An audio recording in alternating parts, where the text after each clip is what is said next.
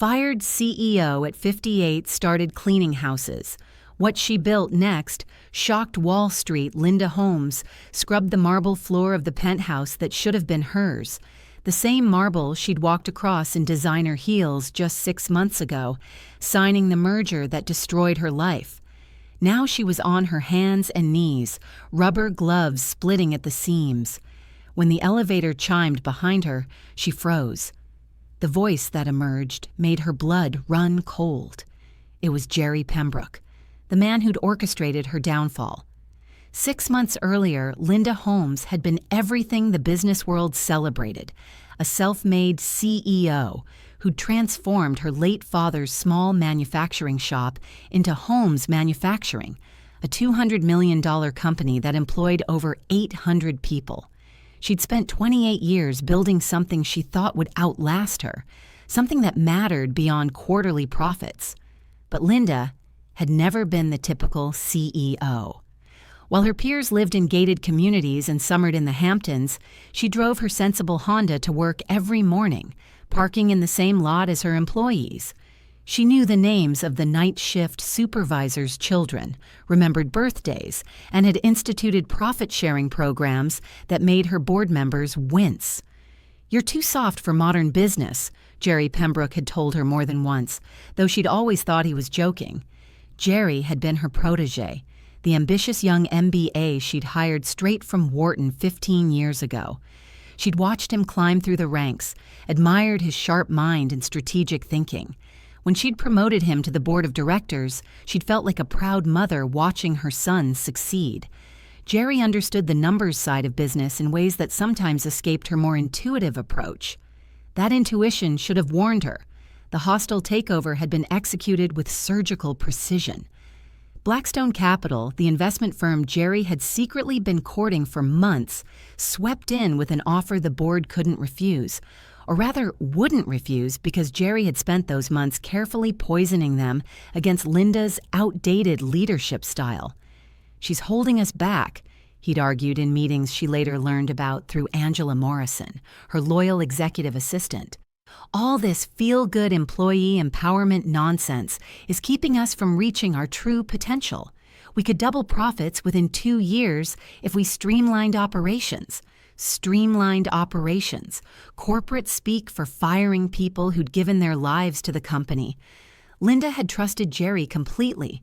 Even as the board voted her out, her own board, people she'd worked alongside for decades, she'd looked to him for support. His face had been a mask of regret as he cast the deciding vote against her. "I'm sorry, Linda," he'd said afterward, his voice dripping with false sympathy, "but business is business." You understand. She'd understood, all right. She'd understood that 28 years of building something meaningful had been undone by someone she'd loved like family. The severance package had seemed generous until the lawyers got involved. Jerry and Blackstone had buried her in non-compete clauses and legal challenges, claiming she was attempting to steal trade secrets when she'd merely tried to help displaced employees find new positions. Every dollar of her settlement had gone to legal fees, fighting battles she ultimately lost. Within 3 months, Linda had lost her house, her savings, and her sense of who she was. The woman who'd once commanded boardrooms now found herself in a cramped one-bedroom apartment, staring at classified ads for any work that didn't require a background check that would reveal her failure. Her sister Susan hadn't been subtle about her embarrassment. "Maybe this is a sign," Susan had suggested over lunch at her country club, her voice carefully modulated to avoid the surrounding tables overhearing. "You could find a nice retirement community in Florida. Start fresh where nobody knows about what happened." Nobody knows about what happened. As if Linda's life's work was some shameful secret to be buried. Angela Morrison had been the one bright spot in those dark months. Despite the risk to her own job, Jerry had made it clear that loyalty to the previous administration was not appreciated. Angela continued to check on Linda, bringing groceries and updates from the company that was no longer hers. "The morale is terrible," Angela had whispered during one of their clandestine coffee meetings. Jerry's cut the profit-sharing program and implemented mandatory overtime without compensation, Remember Maria Santos from Quality Control? She's been there 18 years, and they're forcing her to train her replacement, some kid fresh out of college who'll work for half her salary. Each update had been a knife to Linda's heart, but she'd felt powerless to do anything about it. That's when she'd made the decision that horrified her sister and baffled everyone else who knew her story. She'd become a house cleaner. "It's honest work," she'd told Susan, whose face had gone pale at the mere suggestion. "But Linda, you're 58 years old. You ran a company. Surely there's something else." Something else required references, background checks, explanations for the gap in employment. Something else required her to justify her fall from grace to every potential employer. Cleaning houses required only reliability, discretion, and strong knees. Linda had registered her services under the name Linda Harper, using her maiden name to avoid recognition.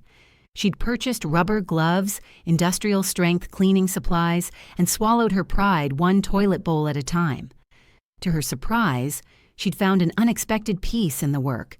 There was something honest about leaving a space cleaner than you'd found it, something straightforward about problems that could be solved with elbow grease and attention to detail.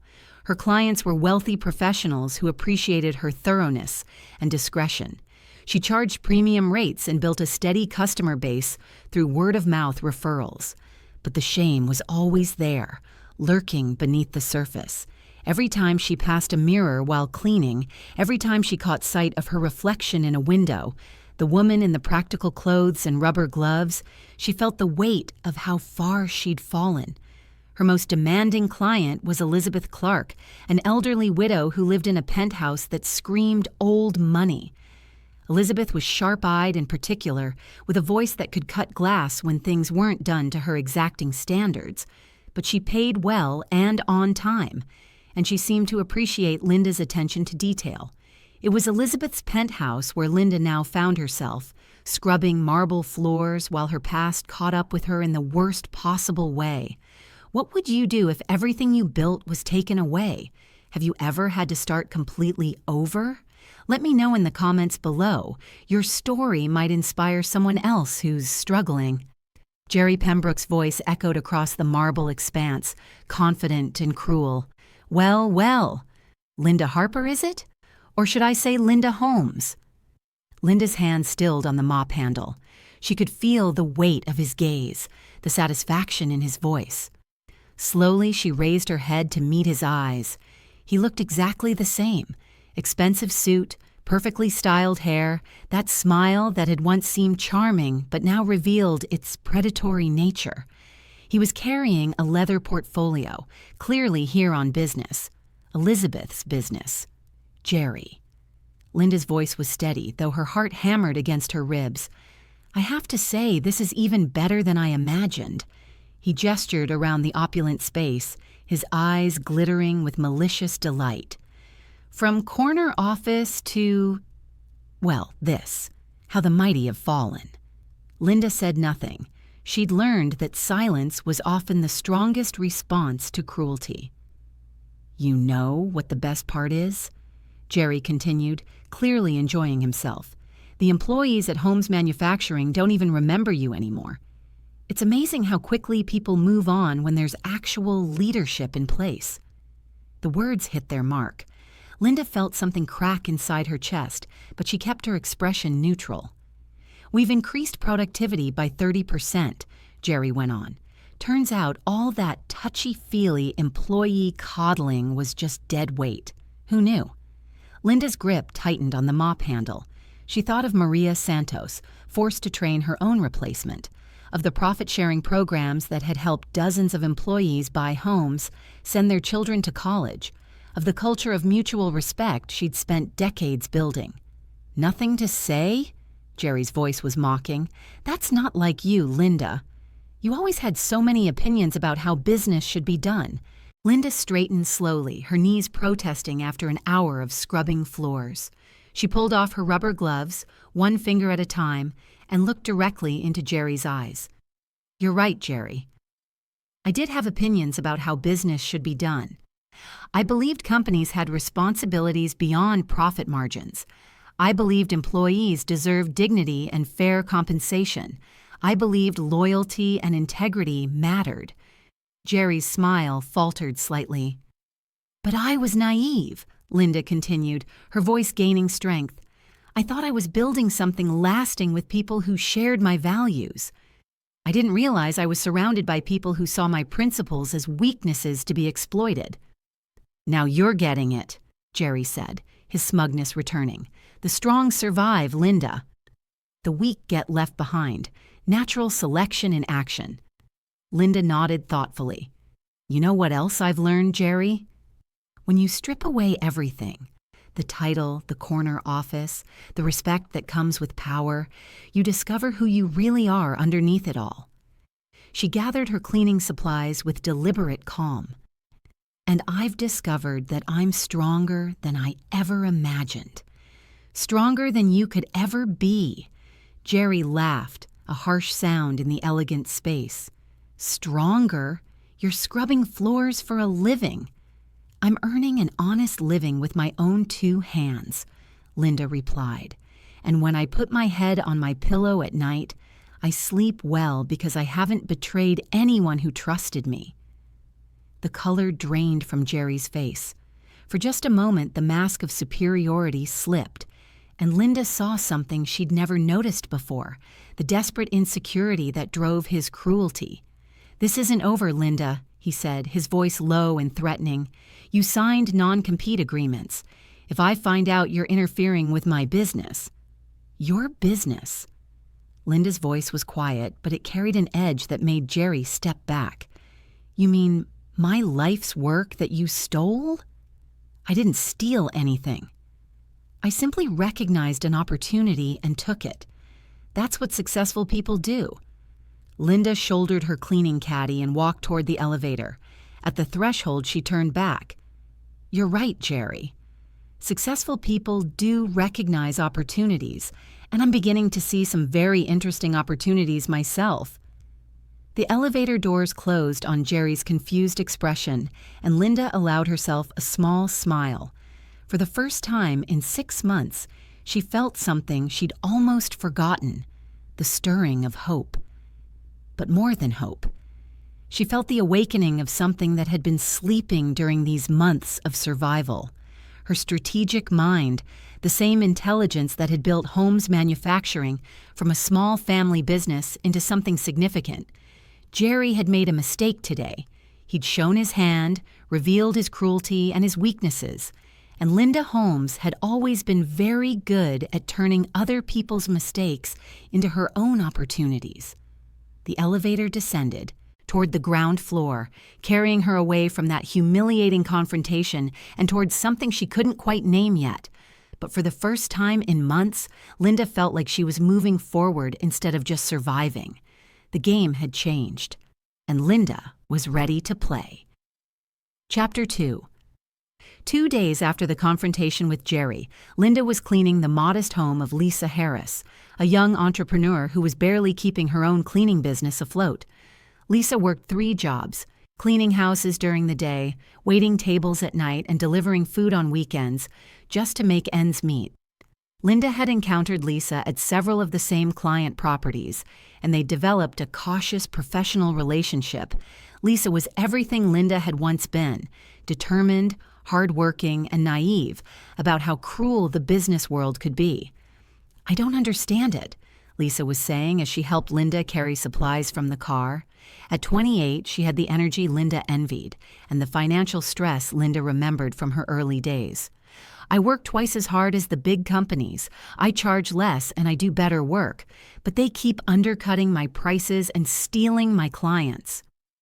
Linda listened as she set up her supplies in Lisa's cramped kitchen. The young woman's frustration was familiar. Linda had felt the same way decades ago when she'd been trying to grow her father's small manufacturing business. How many clients do you have? Linda asked. 12 regular ones, but I lost 2 this month to Pristine Services. They came in with some package deal I can't match. Lisa's voice was defeated. I'm thinking about giving up the business and just focusing on my restaurant job. At least there I get steady pay. Linda paused in her work. What kind of package deal? I don't know exactly. Something about comprehensive service management? Sounds fancy, but I think it's just marketing talk. Comprehensive service management? Linda recognized corporate buzzwords when she heard them. Someone was consolidating the local cleaning market, using the same tactics she'd seen in manufacturing, offering temporary low prices to drive out small competitors, then raising prices once the market was captured. Lisa, Linda said carefully, what if I told you there was a way to compete with companies like that? Not by matching their prices, but by offering something they can't. Lisa looked skeptical. Like what? I'm one person working out of my car. They have teams and equipment and no personal touch, no real understanding of their clients' needs, no flexibility to adapt when circumstances change. Linda dried her hands and sat across from Lisa at her small kitchen table. She'd been thinking about this since the encounter with Jerry, turning an idea over in her mind like a puzzle piece that almost fit. What if we combined our businesses? Linda said. You have the clients and the local reputation. I have experience in operations, customer service, and business development. Lisa's eyes widened. But why would you want to partner with me? You could probably start your own company. Linda smiled. I tried running a company on my own once. It didn't end well because I trusted the wrong people. But I'm a good judge of character, Lisa, and I see something in you that can't be taught. Integrity and genuine care for your work. I can't pay you, Lisa said quickly. I'm barely covering my own expenses. I'm not asking for payment up front. I'm proposing a partnership, equal shares, shared responsibilities. You handle the day-to-day operations. I'll focus on business development and systems. Lisa was quiet for a long moment, studying Linda's face. Can I ask you something personal? Of course. You're really good at this work, but you're different from other cleaners I know. You move through these houses like you understand them from the inside. Who are you, really? Linda had been dreading this question, but looking at Lisa's honest face, she realized she was tired of hiding. My name is Linda Holmes. I used to be the CEO of Holmes Manufacturing until I was forced out 6 months ago. Lisa's eyes went wide. Holmes Manufacturing? I know that company. My brother-in-law worked there before the new management laid him off. Her expression hardened. They fired a bunch of long-term employees and cut benefits for everyone else. I know, Linda said quietly. If I'd still been there, that wouldn't have happened. Why are you cleaning houses? Because it's honest work, and it's what I could get without having to explain to potential employers why my own board of directors betrayed me. Linda met Lisa's eyes, but also because it's taught me something I'd forgotten, that there's dignity in any work done well and real satisfaction in serving people directly instead of through corporate bureaucracy. Lisa was quiet for several minutes, processing this information. Finally, she asked, "What exactly are you proposing?" Linda leaned forward, feeling the familiar excitement of building something new. We create a service that goes beyond just cleaning. We target professional clients, busy executives, working parents, people who need more than just housekeeping. We offer lifestyle support, personal organization, even basic business consulting for small business owners who need help but can't afford traditional consultants. Like a concierge service? Exactly. But based in practical, hands-on work. We're not just maintaining their homes, we're helping them maintain their lives. Lisa's eyes were beginning to light up with possibility. My clients are always asking me for recommendations, where to find a good electrician, how to organize their home office, whether they should refinance their mortgage. I never know what to tell them. We become the people who do know, Linda said. We build a network of reliable service providers. We develop systems for home organization and maintenance. We become indispensable, not just because we clean well, but because we solve problems. It sounds amazing, Lisa said, but also expensive to start up. and risky. Linda nodded. It is risky.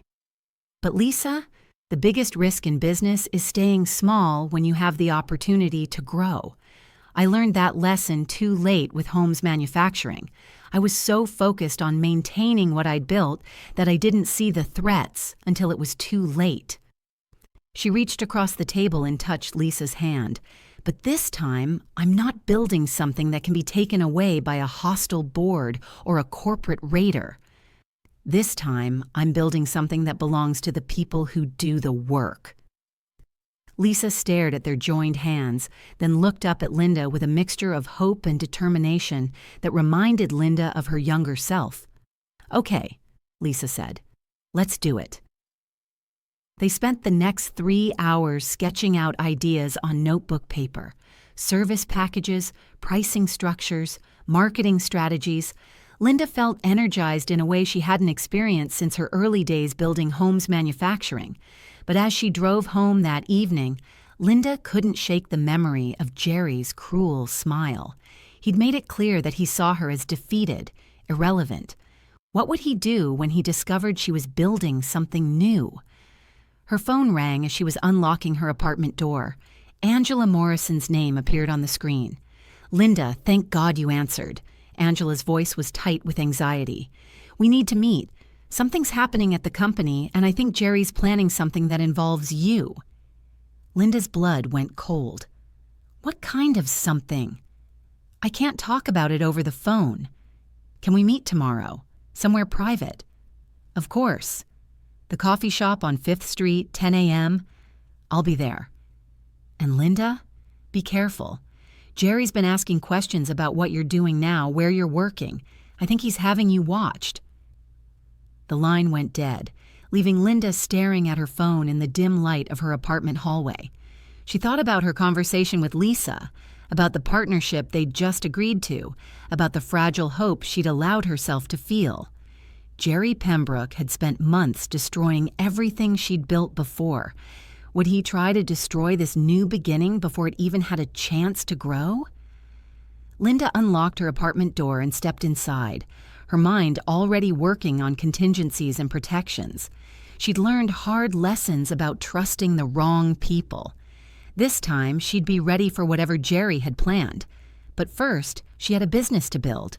And despite Jerry's threats and Angela's warnings, Linda found herself smiling as she made notes for her partnership with Lisa. For the first time in months, she had something worth protecting. More importantly, she had something worth fighting for. The next morning, Angela Morrison looked like she hadn't slept. Her usually immaculate appearance was disheveled, her eyes darting nervously around the coffee shop as she slid into the booth across from Linda. You were right to be paranoid, Angela said without preamble. Jerry's been investigating you for weeks. He hired a private investigator. Linda's coffee cup stopped halfway to her lips. Why? He's convinced you're violating your non-compete agreement. He's been tracking your movements, documenting your clients, looking for any excuse to destroy you legally. I'm cleaning houses, Angela. How does that violate a manufacturing non-compete? Angela leaned forward, lowering her voice. That's not what he's really worried about. He found out about your meeting with Lisa Harris. Linda's heart stopped. How could he possibly know about that? The private investigator. But Linda, there's more. Jerry's been systematically destroying everything you built at Holmes Manufacturing. The employee assistance program, the tuition reimbursement, the flexible scheduling for working mothers, it's all gone. And the workers are starting to organize. Organize how? Union talk. Jerry's terrified.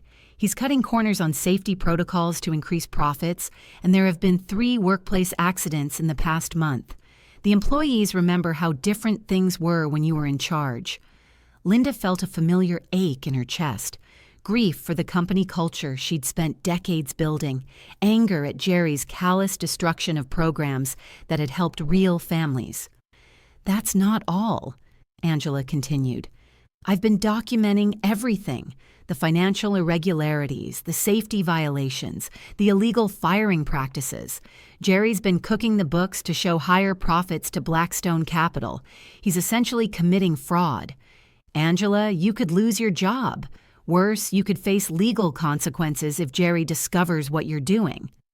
Angela's expression hardened. "I've already lost everything that mattered about my job. The company I loved working for is gone.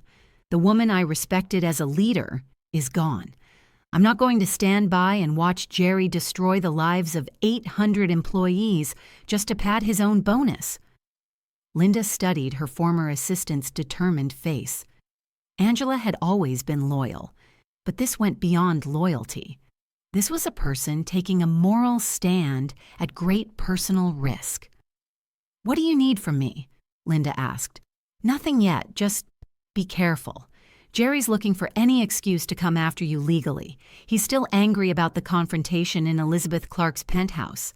Linda's coffee had gone cold, but she barely noticed. Her mind was racing through implications and possibilities. Jerry was clearly feeling threatened, but by what? Her cleaning business was hardly a competitor to a manufacturing company, unless he saw something she didn't realize she was projecting. "Angela," Linda said slowly, "has Jerry said anything specific about what he thinks I'm planning?" Angela nodded grimly. "He's convinced you're going to try to start a competing manufacturing business using former Holmes Manufacturing employees. He's been threatening current employees, warning them that any contact with you could result in their termination." The pieces began clicking into place in Linda's mind. Jerry wasn't just cruel. He was paranoid. His guilt over how he'd betrayed her was making him see threats everywhere. He was so focused on preventing her from competing in manufacturing that he couldn't see the real opportunity she was building in service industries. But that paranoia could be dangerous. Desperate people made dangerous decisions. "I need to ask you something, and I need you to think carefully before you answer," Linda said. "If I were to document Jerry's illegal activities and take them to the authorities, would you be willing to testify?" Angela didn't hesitate. "Yes, but Linda, are you sure you want to go down that road? Jerry has resources now, connections. He could make your life very difficult." Linda smiled grimly. "My life is already difficult, Angela. The question is whether I'm going to let him continue destroying other people's lives while I stand by and do nothing. Sometimes the biggest risk is staying safe. Have you ever had to choose between security and doing what's right? Share your experience. Courage is contagious."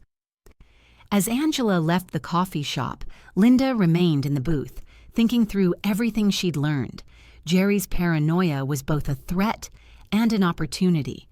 He was so focused on preventing her from re-entering manufacturing that he was leaving himself exposed in other ways.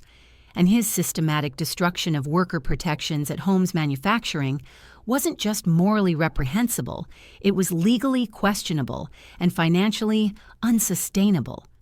Experienced employees were quitting, workplace accidents were increasing, and union organizers were getting involved.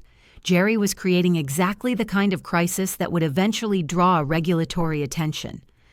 Linda pulled out her phone and scrolled through her contacts until she found the number for Rachel Goldman, a financial journalist who had interviewed her several times during her tenure as CEO. Rachel specialized in corporate accountability stories, and she had a reputation for thorough, devastating investigative reporting. It was time to stop playing defense.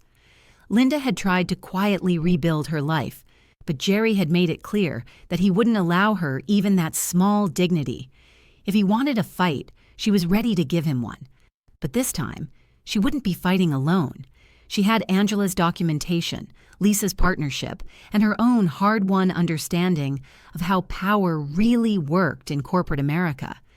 Jerry Pembroke had taught her some painful lessons about betrayal and cruelty. Now it was time to show him what she'd learned about strategy and resilience. The game was about to change again, and Linda intended to win. Chapter 3.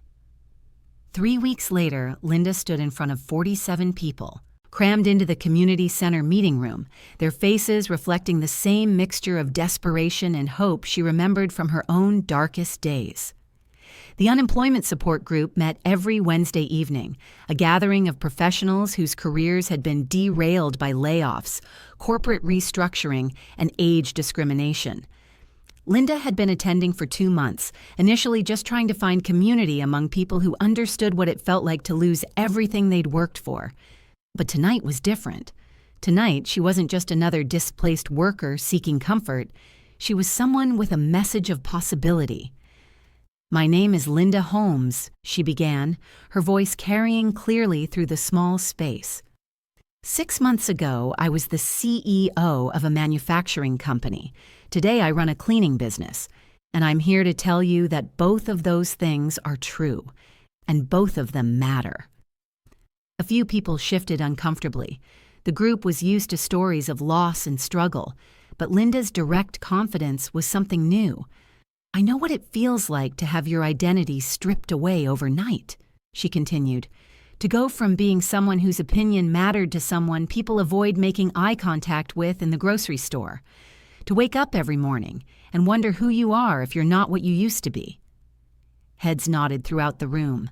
Linda saw recognition in their faces, the shared experience of professional devastation that crossed all industry lines. "But I also know something else now. I know that work has dignity regardless of what kind of work it is. I know that skills are transferable even when titles aren't. And I know that sometimes losing everything is the only way to discover what you're really capable of building."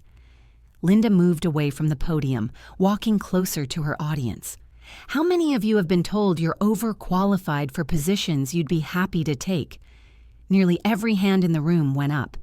"How many of you have skills and knowledge that could help other people, but no platform to share them from?" Again, a forest of raised hands. "Here's what I've learned. The economy that discarded us as redundant needs exactly what we have to offer: experience, perspective, the knowledge that comes from having built something once and understanding how to do it better the next time." She paused, making eye contact with individuals throughout the room. "We don't have to choose between accepting minimum wage jobs that don't use our abilities and holding out for corporate positions that may never materialize. There's a third option. We create our own opportunities." A woman near the front raised her hand. "That sounds great in theory, but most of us don't have the capital to start businesses. And at our age, who's going to invest in us?" Linda smiled. "Margaret, right? You worked in financial services for 22 years before your company was acquired." Margaret nodded, surprised that Linda remembered her story from previous meetings. "And David," Linda looked toward a man in his 50s, "you managed restaurant operations for a regional chain before they consolidated locations." "That's right." "Susan, you were a marketing director for a mid-sized tech company?" Each person nodded as Linda acknowledged them, feeling seen in a way they hadn't experienced in months of job searching. "Here's what I see in this room," Linda said. "Margaret knows how to evaluate financial risk and manage budgets. David understands operations, supply chain, and customer service. Susan knows how to identify target markets and create compelling messaging. Together, you have the skill set to run almost any business." "But we don't have a business," David pointed out. "You do now," Linda replied.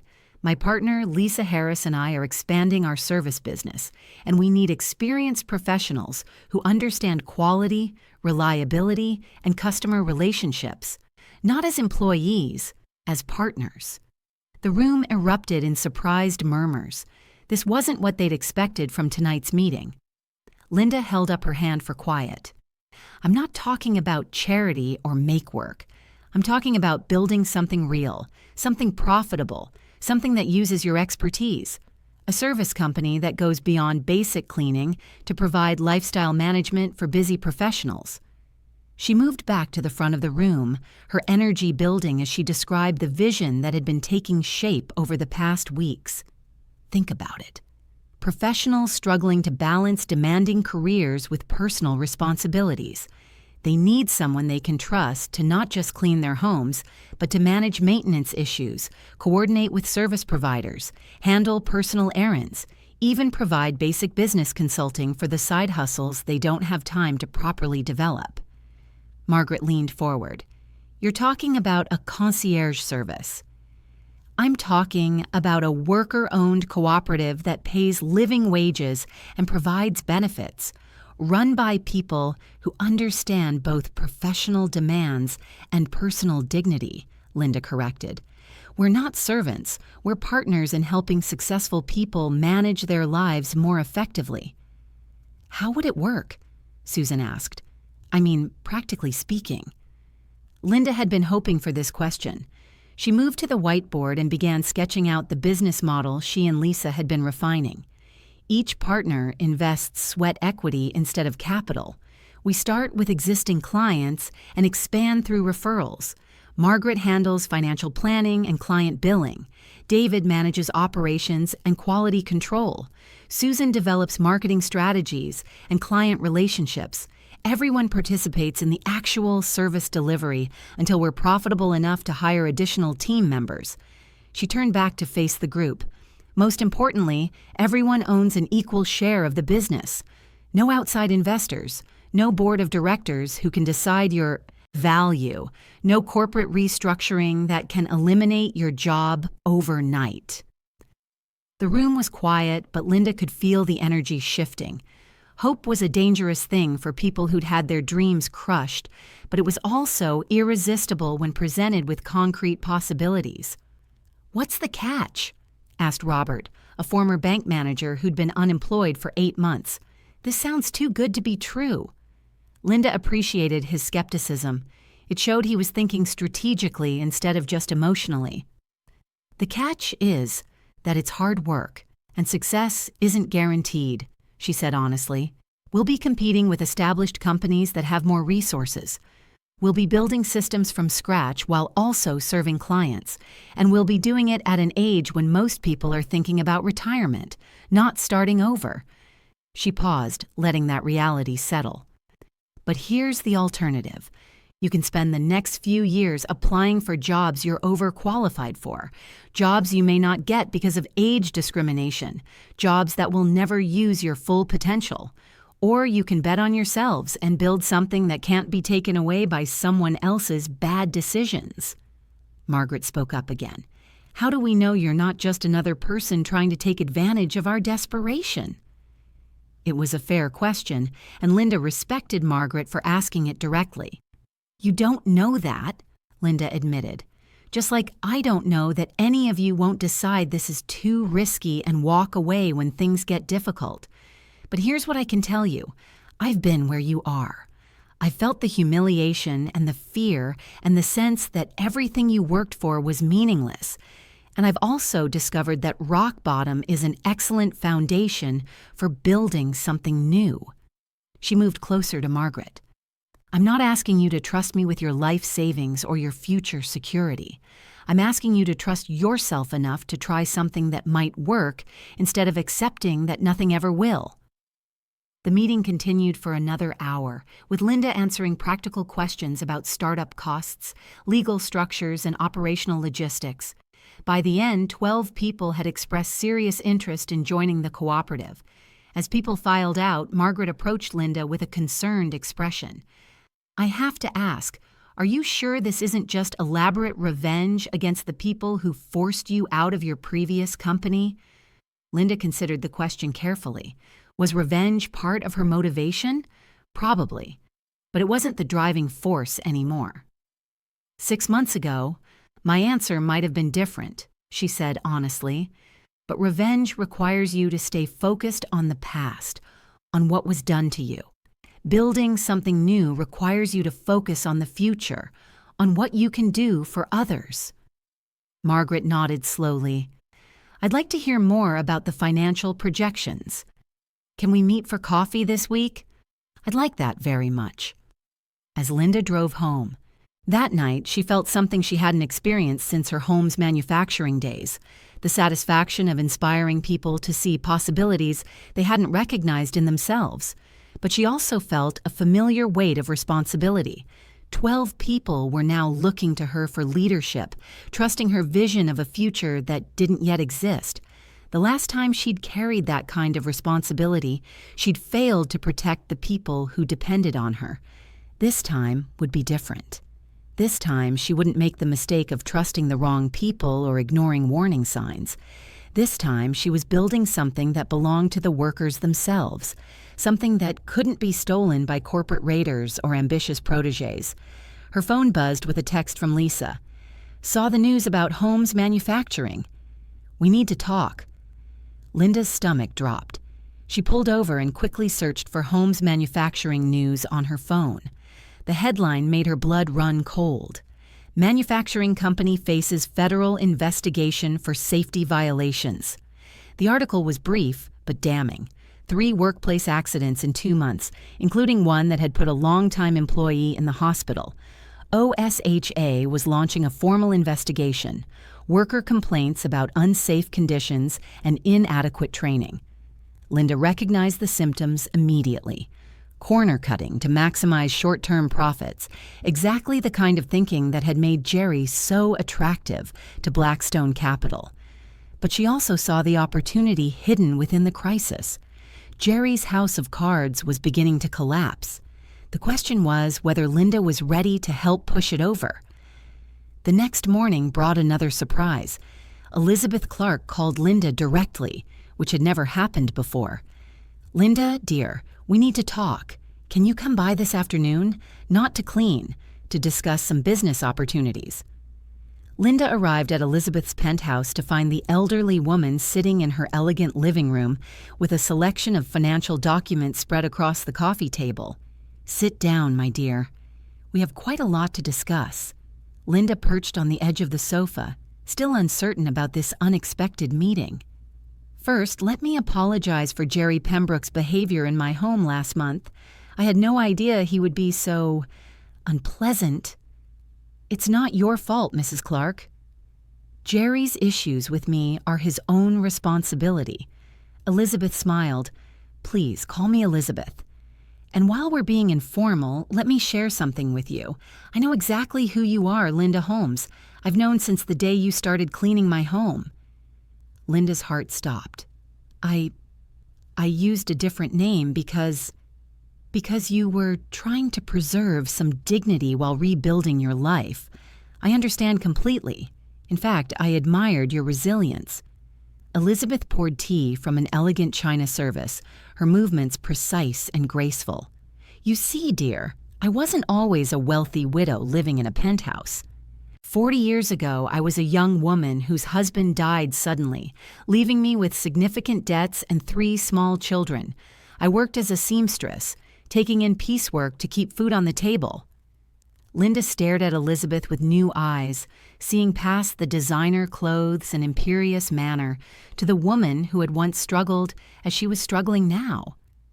"Eventually, I built that seamstress work into a small alteration business, then a boutique, then a chain of upscale clothing stores. When I sold the business 15 years ago, it was worth quite a lot of money." "I had no idea," Linda said softly.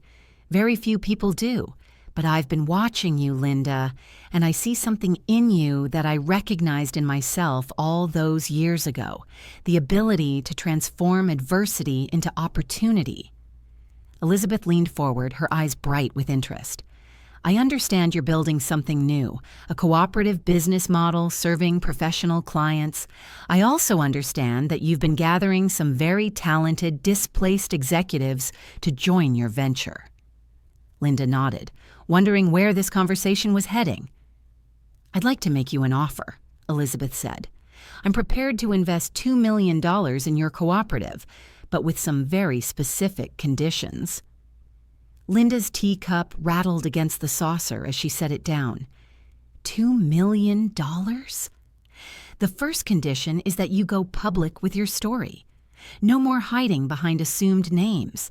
I want you to embrace your journey from CEO to cleaning lady to entrepreneur. That story has power, Linda, and power should be used for good. The second condition?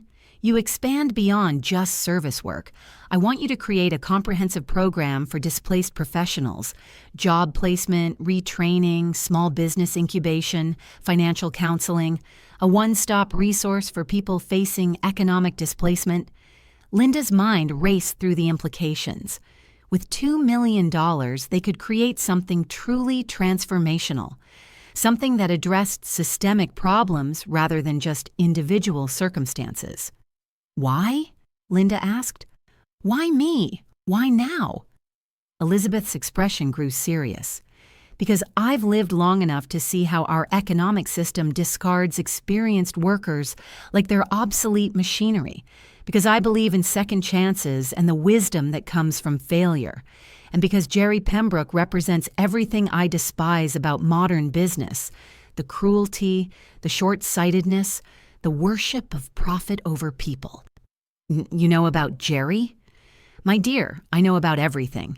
I know about his embezzlement at Holmes Manufacturing, his safety violations, his systematic destruction of worker protections. I also know that federal investigators are already building a case against him. Linda felt like the room was spinning. Federal investigators? Elizabeth smiled. Did you think I was just a lonely old woman who needed her penthouse cleaned? I've been an investor and business consultant for 40 years. When Jerry approached me about funding his expansion plans, I did my due diligence. What I found was deeply troubling. She reached for a thick folder from the side table. Financial irregularities dating back months before your termination. Evidence that Jerry had been planning the hostile takeover for over a year. Documentation of safety shortcuts that directly led to worker injuries. Elizabeth's voice grew cold.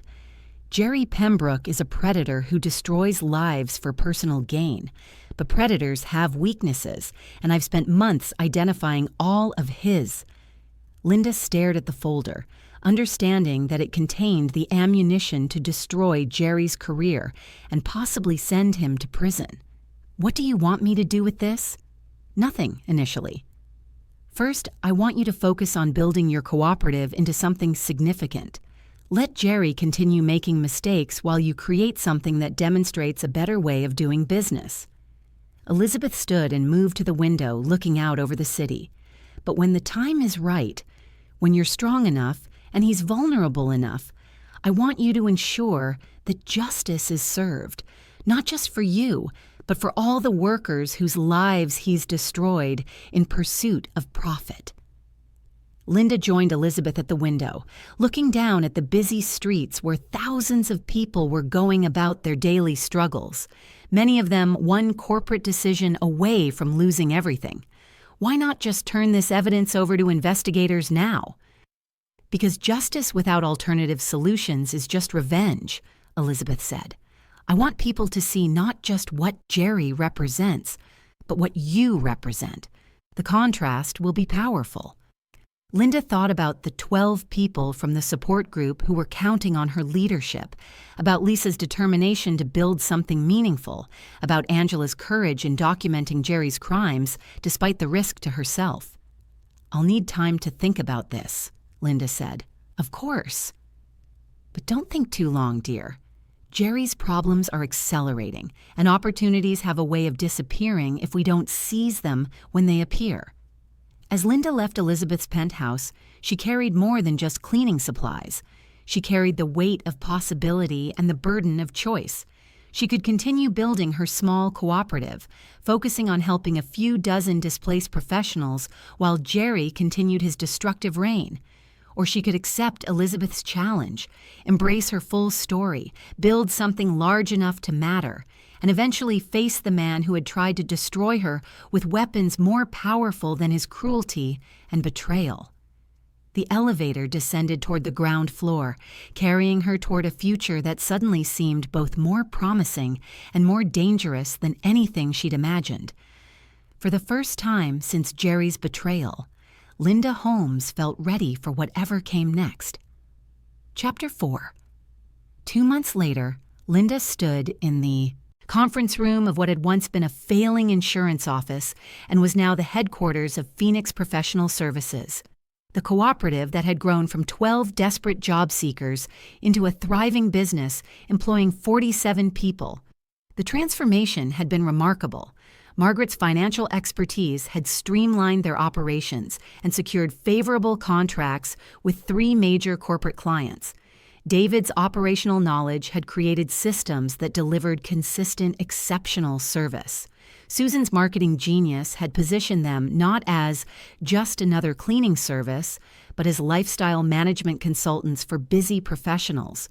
But it was the human element that made Phoenix truly special. Every worker owned an equal share in the business. Every client interaction was handled by someone with decades of professional experience who understood the pressures of executive life. Every service call was an opportunity to solve problems that went far beyond basic housekeeping. "The Riverside Medical Group contract is official," Margaret announced to the assembled worker owners. "They want us to manage facilities for all 12 of their locations, plus provide personal services for their physician partners." Applause filled the room. It was their biggest contract yet, worth over $500,000 annually. "The best part," Susan added, "is that they chose us specifically because of our worker ownership model." The senior partners were impressed that we practice the kind of employee empowerment they want to see in their own organization. Linda felt pride swell in her chest. Phoenix wasn't just succeeding financially, it was proving that business could be done differently, more ethically, more sustainably.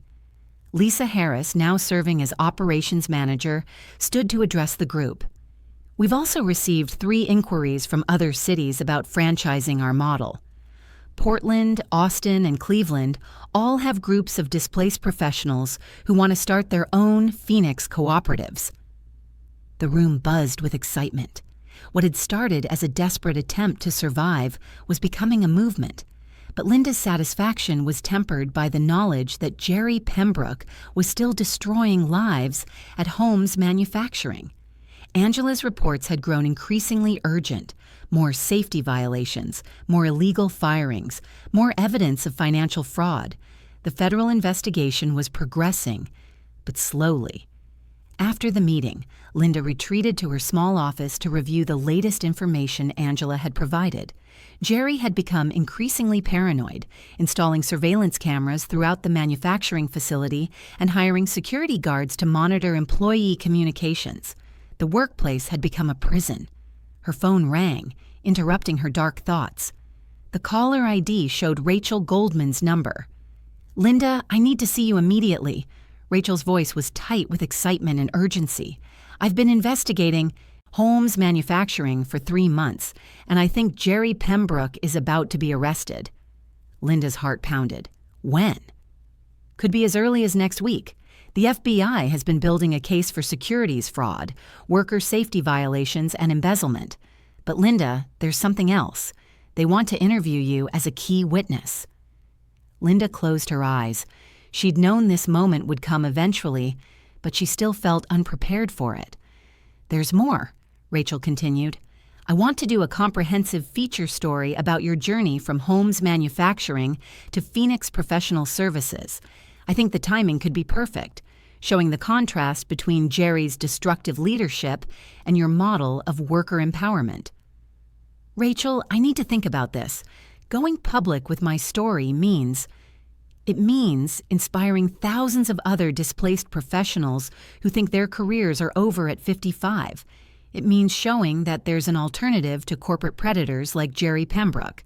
Linda, this could be the story that changes how America thinks about unemployment, age discrimination, and worker dignity."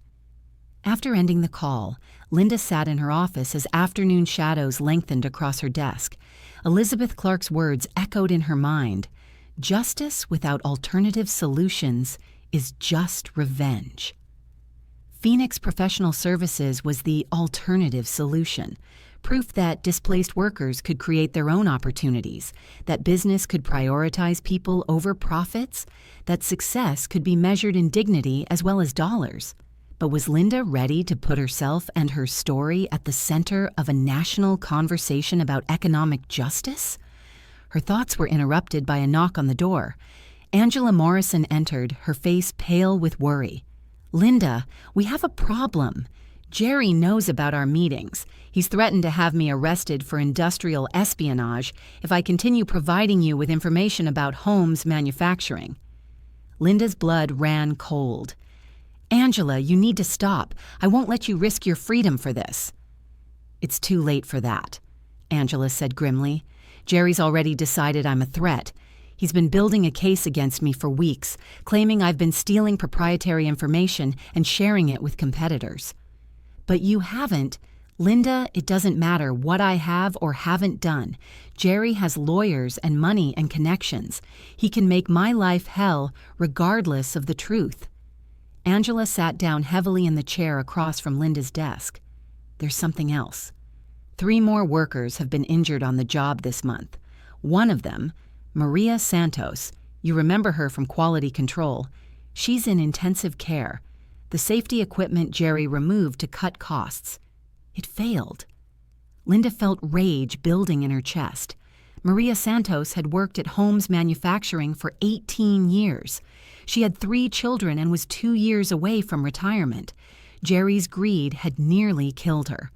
"Angela," Linda said quietly, "how much evidence do you have about the safety violations?" "Everything. Photos, documentation, witness statements, emails where Jerry explicitly ordered the removal of safety equipment. Enough to put him away for years." "And the financial fraud?" "Bank records showing diverted funds, falsified reports to Blackstone Capital, evidence of embezzlement dating back to before you were forced out." Linda made her decision. She'd spent months building something positive, proving that business could be done ethically. Now it was time to ensure that unethical business practices faced consequences. "We're going to the FBI," Linda said. "Today." Angela's eyes widened.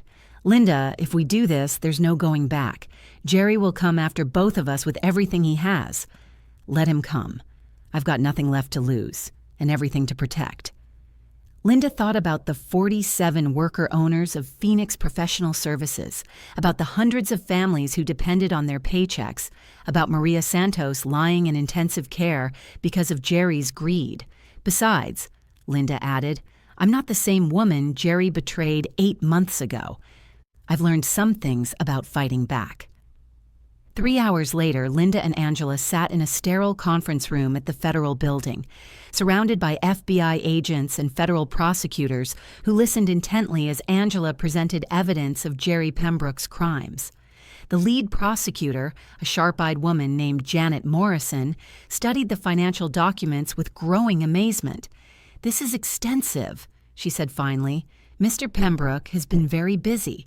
The securities fraud alone could result in 20 years in prison." "What about the safety violations?" Linda asked. "A woman is in intensive care because Jerry removed safety equipment to cut costs." "That will be handled by OSHA and state prosecutors.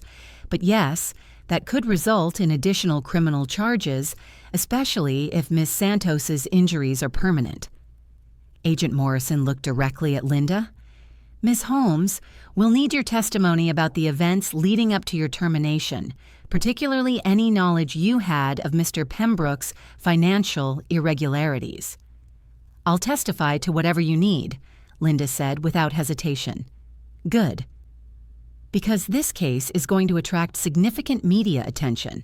Mr. Pembroke's arrest will likely be front-page news, and your role as a witness will become public knowledge." Linda nodded. "I understand." As they prepared to leave the federal building, Angela turned to Linda with a mixture of relief and apprehension. "Are you sure you're ready for what comes next? Jerry won't go down quietly." Linda looked out at the city streets, thinking about Phoenix Professional Services, about Elizabeth Clark's investment, about the franchises being planned in Portland and Austin and Cleveland. "I'm ready," she said. "For the first time in months, I'm exactly where I'm supposed to be." The next morning, Linda woke to her, phone buzzing with text messages and missed calls. She scrolled through them with growing amazement. Rachel Goldman, Elizabeth Clark, Lisa Harris, Margaret from the cooperative, even her sister Susan. The reason became clear when she turned on the morning news. Jerry Pembroke's arrest was the lead story on every channel. Federal agents arrested former CEO Gerald Pembroke early this morning on charges of securities fraud, embezzlement, and conspiracy, the news anchor reported. Pembroke, who took control of Holmes Manufacturing following a controversial boardroom coup, is accused of stealing over $3 million from the company and falsifying financial reports to investors. The report continued with footage of Jerry being led away in handcuffs, his expensive suit wrinkled and his confident demeanor completely shattered. The investigation was prompted by evidence provided by Linda Holmes, the former CEO who was ousted by Pembroke 8 months ago. Holmes, who has since founded a successful worker-owned cooperative, will be a key witness in the prosecution's case. Linda's phone rang again. This time, it was Rachel Goldman. "Linda, are you watching the news?" "I'm watching it. I need to interview you today for the feature story. The whole country is going to want to know about your journey from Holmes Manufacturing to Phoenix Professional Services. Are you ready to tell that story?" Linda took a deep breath, thinking about the path that had led her from scrubbing floors in Elizabeth Clark's penthouse to building a business that employed dozens of people and was inspiring similar cooperatives across the country. "Yes," she said, "I'm ready." Linda's story proves it's never too late to rebuild on your own terms. What would you do if you had to start over tomorrow? What dreams have you been afraid to pursue? Share your thoughts below.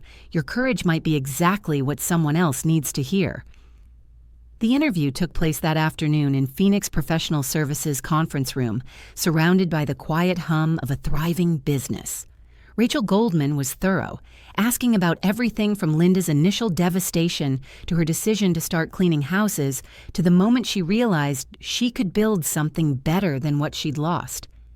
"What was the lowest point?" Rachel asked. Linda considered the question carefully. "The moment Jerry offered me money to go away quietly, not because of the insult, but because part of me wanted to take it. Part of me wanted to disappear, to stop fighting, to accept that maybe I really was just a failure." "What changed your mind?" "I realized that accepting his definition of my worth meant accepting his definition of everyone's worth. If I could be discarded so easily, so could every other worker who'd given their life to that company. Someone had to stand up and say that people matter more than profit margins." Rachel leaned forward. "Tell me about Phoenix Professional Services. How did you go? From cleaning houses to running $1 million cooperative?" Linda smiled. "I never stopped being a CEO. I just learned that true leadership isn't about commanding from a corner office. It's about serving alongside the people who trust you with their dreams." The article would be published in the next week's issue, timed to coincide with Jerry's preliminary hearing. But Linda knew that the real impact of her story wouldn't be in the media coverage. It would be in the emails and phone calls from displaced professionals across the country who saw Phoenix as proof that starting over was possible. That evening, Linda stood in the same penthouse where Jerry had humiliated her months earlier. But this time, she was Elizabeth Clark's invited guest, celebrating Phoenix Professional Services' expansion into 3 new cities and Jerry Pembroke's arrest. To second chances, Elizabeth raised her champagne glass, and the wisdom to recognize them when they appear. Linda touched her glass to Elizabeth's, looking out at the city lights below. Somewhere out there, thousands of people were facing the same choice she'd faced 8 months ago: give up or fight back, accept defeat or create victory. To second chances, Linda agreed, and the courage to seize them. As the evening wound down, Linda found herself alone with Elizabeth on the penthouse balcony, looking out over a city that had witnessed both her greatest failure and her most meaningful success. "No regrets?" Elizabeth asked. Linda considered the question seriously. Jerry's betrayal had been devastating, but it had also freed her to discover strengths she'd never known she possessed. The fear and humiliation had been real, but so was the satisfaction of building something that truly served others. "No regrets," Linda said finally. "If Jerry hadn't destroyed what I built before, I never would have discovered what I was really capable of building." Elizabeth smiled. "I had a feeling you'd say that." "There's one more thing we need to discuss. Phoenix Professional Services just received an inquiry from a congressional committee studying economic displacement and worker protection." Linda's eyebrows rose. "What kind of inquiry?" "They want you to testify about innovative solutions for displaced professionals and the potential for worker-owned cooperatives to address unemployment. Your story, Linda, has become bigger than just your personal triumph. It's become a model for economic policy." Linda gripped the balcony railing, overwhelmed by the magnitude of what Elizabeth was suggesting. From scrubbing floors to advising Congress, it seemed impossible. But then again, everything about the past year had seemed impossible until it happened. "When would they want me to testify?" "Next month. And Linda, this is your chance to ensure that what happened to you and the home's manufacturing employees never happens to anyone else again." Linda looked out over the city one more time, thinking about Maria, Santos recovering in the hospital, about Angela's courage in exposing Jerry's crimes, about the 47 worker owners of Phoenix Professional Services, and the hundreds more in cooperatives being planned across the country. 8 months ago, she'd lost everything she thought mattered. Tomorrow, she would have the chance to help create policies that protected others from suffering the same fate.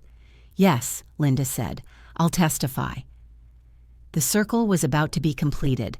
From victim to survivor to advocate, Linda Holmes was ready for whatever came next. Chapter 5. The Hart Senate office building buzzed with activity as Linda Holmes walked through its marble corridors toward the hearing room where she would testify before the Senate Committee on Economic Development and Worker Protection.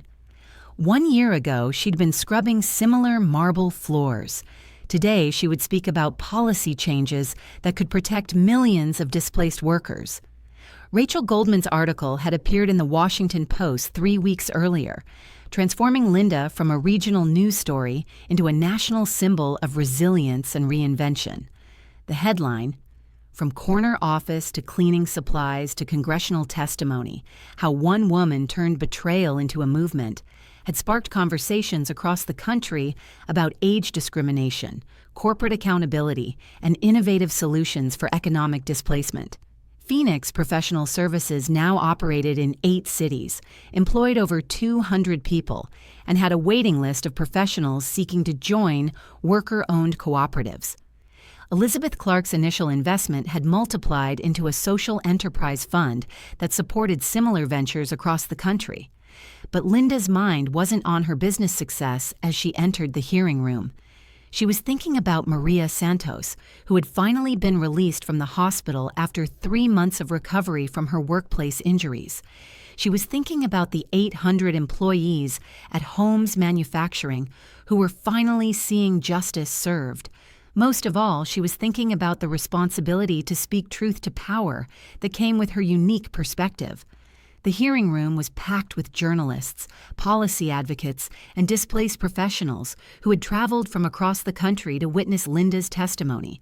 In the gallery, she spotted familiar faces: Angela Morrison, who had left Holmes Manufacturing to become Phoenix's Director of Worker Advocacy; Lisa Harris, now overseeing cooperative development in 12 states; Margaret, David, and Susan from the original unemployment support group, all now successful worker owners. Even her sister Susan was there, having made the trip from Chicago. Their relationship had been slowly healing ever since Susan witnessed Linda's transformation from defeated ex-CEO to confident social entrepreneur. "I was so worried about what other people would think of your choices," Susan had admitted during a recent visit, "that I forgot to ask whether your choices were making you happy." Committee Chair Senator Patricia Williams called the hearing to order and introduced Linda with remarks that still felt surreal. Ms. Holmes brings a unique perspective to our discussion of worker protection and economic opportunity. As both a former Fortune 500 CEO who experienced corporate betrayal firsthand and an innovative entrepreneur who created new models for worker ownership, she has lived both sides of America's economic transformation. Linda took her seat at the witness table, the same simple business suit she'd worn during Jerry's trial now serving as her congressional testimony attire. She'd learned that authenticity was more powerful than expensive clothes. Ms. Holmes, Senator Williams began, please tell the committee about your experience and what it's taught you about the challenges facing displaced American workers. Linda leaned toward the microphone, her voice steady and clear. Thank you, Senator Williams. 1 year ago, I was betrayed by someone I trusted, lost everything I'd spent decades building, and found myself facing the choice between despair and determination. I chose determination, but I was fortunate. I had skills, resources, and eventually allies who believed in second chances. She paused, looking directly at the senators. Millions of Americans aren't as fortunate. They face age discrimination, skill obsolescence, and economic systems that discard them as expendable. But what I've learned is that these aren't problems without solutions. They're opportunities for innovation if we're willing to think differently about work, ownership, and economic dignity. Senator Robert Chen of California leaned forward. Ms. Holmes, critics argue that worker cooperatives are unrealistic for large-scale economic challenges. How do you respond to that? Linda had anticipated this question. Senator, Phoenix Professional Services started with 12 unemployed people meeting in a community center. Today, we employ over 200 people across 8 cities, generating millions in revenue while providing living wages and benefits to every worker owner. We've proven the model works. She gestured toward the gallery where her colleagues sat. But the real proof isn't in our financial success. It's in the fact that our workers can't be laid off by distant executives, can't have their benefits eliminated by cost-cutting initiatives, and can't be discarded when someone decides they're too old or expensive. They own their economic future. Senator Maria Rodriguez of Texas asked, what policy changes would best support the expansion of worker-owned enterprises? Linda had spent weeks preparing for this question, working with economists and policy experts to develop concrete recommendations. First, tax incentives for businesses that transition to worker ownership, similar to the incentives we provide for other forms of economic development. Second, technical assistance programs that help displaced professionals start cooperative enterprises. The Small Business Administration could expand its mission to include cooperative development. She warmed to her subject, feeling the same passion she'd experienced when building Holmes Manufacturing. Third, and most importantly, we need stronger protections against the kind of corporate predators who destroy viable companies for short-term profit. Hostile takeovers that result in massive layoffs should require justification beyond simple profit maximization. The questioning continued for over an hour, covering everything from financing mechanisms for cooperative development to regulatory frameworks for worker ownership. Linda answered each question with the confidence that came from lived experience rather than theoretical knowledge. But the most powerful moment came when Senator Williams asked about the personal cost of Linda's journey. Ms. Holmes, you've described a remarkable transformation, but it came at great personal cost. Was it worth it? Linda was quiet for a moment, thinking about the path that had led her to this moment. Senator, when Jerry Pembroke forced me out of Holmes Manufacturing, I thought my life was over. I thought I'd lost everything that mattered, my career, my reputation, my sense of purpose. What I discovered is that I'd only lost things that could be taken away by other people's decisions. Her voice grew stronger. What I built afterward, Phoenix Professional Services, the cooperative movement we've started, the policies we're discussing today, these can't be stolen by corporate raiders or eliminated by hostile boards. They belong to the people who created them through their own work and commitment. She looked directly at the senators. But the most important thing I've learned is that real success isn't measured by the size of your office or the number of people who report to you. It's measured by how many people you lift up along the way. The hearing concluded with Senator Williams announcing the committee's intention to draft legislation incorporating Linda's recommendations. As Linda left the witness table, she was surrounded by journalists, policy advocates, and displaced professionals who wanted to know more about cooperative development. But the moment that mattered most came when Angela Morrison approached her in the hallway outside the hearing room. "Linda, I just got word from the prosecutor in Jerry's case. He was sentenced this morning, 12 years in federal prison for securities fraud and conspiracy, plus another 5 years for the safety violations that injured Maria Santos." Linda felt a mixture of satisfaction and sadness. Jerry's conviction meant justice for the home's manufacturing employees, but it also meant the final end of a relationship she'd once valued deeply. "How do you feel?" Angela asked. "Relieved," Linda said honestly, but also grateful. Jerry's betrayal was the worst thing that ever happened to me, and it was also the catalyst for the best thing I've ever built. 6 months later, Linda stood in the headquarters of Phoenix Professional Services, now housed in a renovated warehouse that buzzed with activity. The organization had grown into a national network of worker-owned cooperatives, a training institute for displaced professionals, and a policy advocacy center that advised state and federal governments on worker protection issues. The wall of her office was covered with photographs, Phoenix workers receiving their ownership certificates, cooperative members at ribbon-cutting ceremonies across the country, displaced professionals graduating from Phoenix training programs. But the photo that meant the most showed Linda standing with Maria Santos at the congressional hearing where Maria testified about workplace safety. Lisa Harris knocked on Linda's door. "The delegation from Germany is here. They want to learn about our cooperative model for their displaced coal workers." Linda smiled. Phoenix had become something she'd never imagined, not just a business, but a movement that was spreading across borders and industries. "Also," Lisa continued, "Elizabeth Clark called. She wants to discuss expanding the Social Enterprise Fund to include international development projects." As Linda prepared for the international meeting, she reflected on the journey that had brought her to this moment, from the marble floors of Elizabeth's penthouse to the marble halls of Congress, from cleaning houses to building a movement, from victim of corporate betrayal to advocate for systemic change. Her phone buzzed with a text from her sister Susan, watching the news about Phoenix's expansion to Europe. "So proud of you. Remember when you thought your life was over? Look what you've built instead." Linda smiled, remembering that dark period when she'd believed Jerry's narrative about her failure and irrelevance. The woman who had scrubbed floors with split rubber gloves seemed like someone from another lifetime, though Linda could still feel her presence, the determination and dignity that had carried her through those desperate months.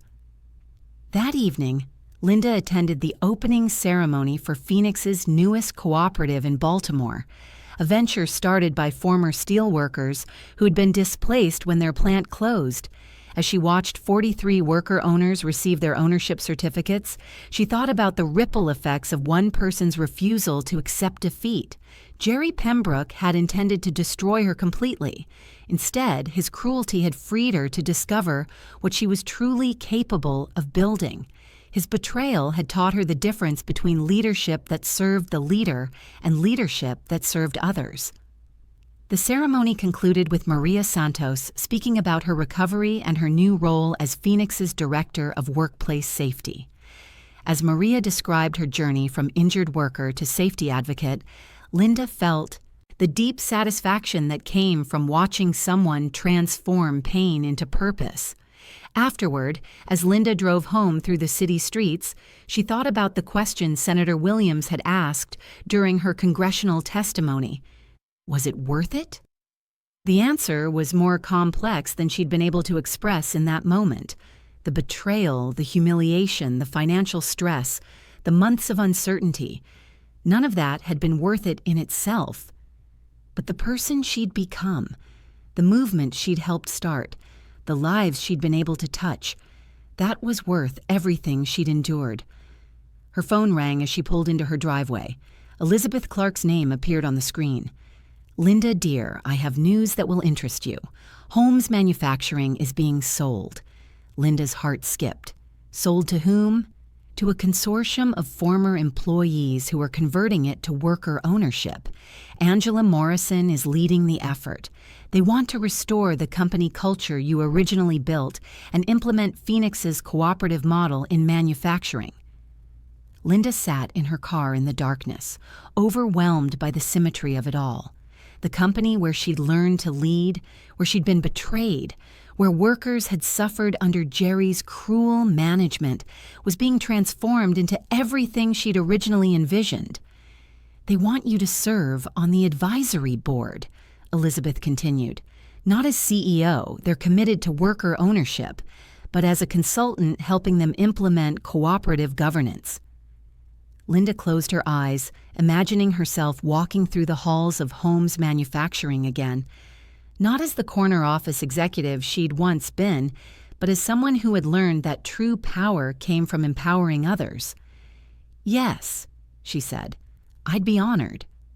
As she hung up and walked toward her modest home, so different from the executive mansion she'd lost, but somehow more truly hers, Linda Holmes reflected on the strange mathematics of loss and gain. She'd lost a fortune and found her purpose. She'd lost a company and built a movement. She'd lost her old life and discovered who she really was underneath all the titles and trappings of corporate success. As she hung up and walked toward her modest home, so different from the executive mansion she'd lost, but somehow more truly hers, Linda Holmes reflected on the strange mathematics of loss and gain. She'd lost a fortune and found her purpose. She'd lost a company and built a movement. She'd lost her old life and discovered who she really was underneath all the titles and trappings of corporate success. The lights were on in her kitchen, where she'd spend the evening reviewing proposals from displaced professionals who wanted to start their own Phoenix cooperatives. Tomorrow, she'd meet with the Baltimore worker owners to discuss their expansion plans. Next week, she'd travel to Germany to consult with industrial workers facing plant closures. But tonight, she allowed herself a moment of quiet, reflection on the year that had changed everything. In her living room, Linda kept a small framed photograph that no one else would understand. It showed a pair of worn rubber gloves sitting on a marble floor. The gloves she'd been wearing the day Jerry confronted her in Elizabeth's penthouse. She'd kept them as a reminder that dignity wasn't determined by the work you did, but by how you chose to do it. Next to the photograph was a letter from a woman in Portland who had read Rachel Goldman's article and started her own cooperative for displaced teachers. "You showed me that falling down isn't the end of the story," the letter read. "It's just the beginning of a different story." Linda smiled, thinking about all the different stories that were beginning because people had seen Phoenix Professional Services and realized that starting over was possible at any age, that worker ownership was viable, that betrayal could be transformed into empowerment. Her phone buzzed with one final message of the day, this one from Angela Morrison. Holmes Manufacturing workers voted unanimously to rename the company Phoenix Manufacturing. "We want to honor what you started and what we're all building together."